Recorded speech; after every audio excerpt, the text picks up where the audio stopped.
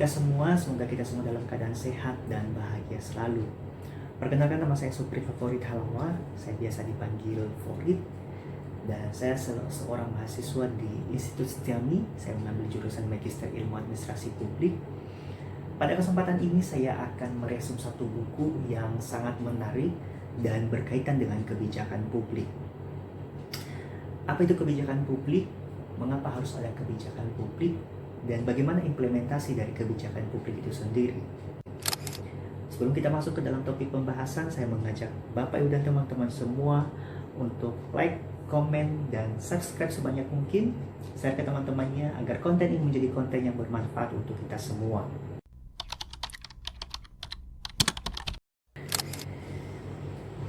Berbicara tentang kebijakan publik, tidak terlepas dari peran serta antara pemerintah dan masyarakat itu sendiri. Kebijakan publik sendiri dapat diartikan sebagai suatu keputusan yang dibuat oleh pihak yang berwenang dengan tujuan untuk kepentingan bersama. Contoh dari kebijakan publik itu sendiri yang masih hangat dan masih diberlakukan sampai sekarang, yaitu kebijakan pembatasan sosial berskala besar atau yang kita kenal dengan singkatan PSBB.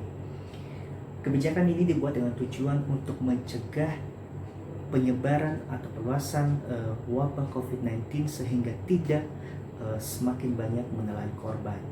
Kebijakan ini pada prinsipnya dibuat agar masyarakat Indonesia dapat mengurangi atau meminimalisir interaksi sosialnya, yang walaupun memang kita tahu bersama bangsa Indonesia atau masyarakat Indonesia memiliki jiwa sosial yang sangat tinggi, sehingga sangat sulit untuk melakukan kebijakan ini dengan total.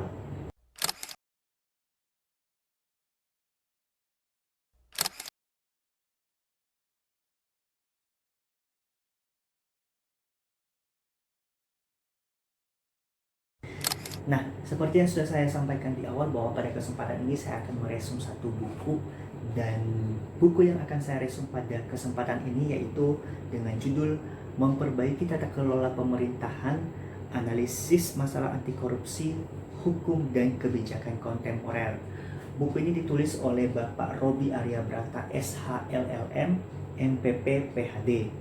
Dan buku ini merupakan pengembangan atau pendalaman kajian kebijakan dari buku sebelumnya yang berjudul Analisis Masalah Good Governance dan Pemerintahan Strategis.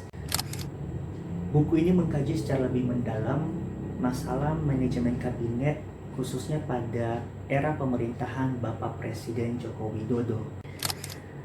Bahkan dalam buku ini penulis mengusulkan rancangan peraturan presiden tentang manajemen kabinet untuk memperbaiki kinerja dan efektivitas manajemen kabinet dan manajemen kebijakan pemerintah dengan menggunakan pendekatan the whole of government approach. Eksperimen Indonesia dengan demokrasi telah menimbulkan tata pengelolaan pemerintahan yang sangat kompleks.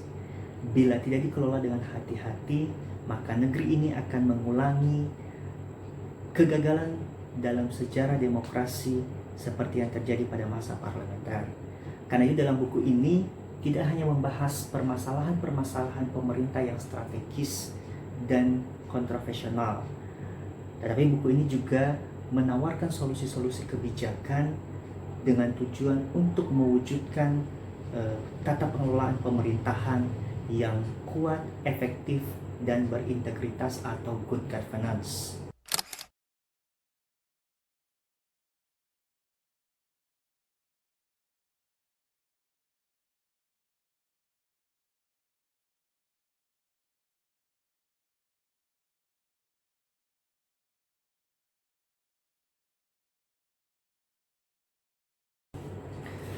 Buku ini terdiri dari 174 halaman, bahasanya pun sangat mudah untuk dipahami dan dimengerti.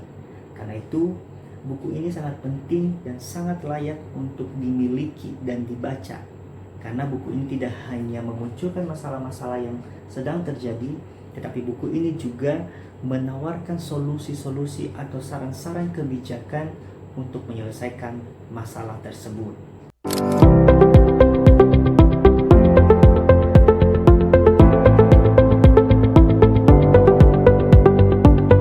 Terima kasih untuk Bapak Ibu yang sudah like, komen, dan subscribe konten ini.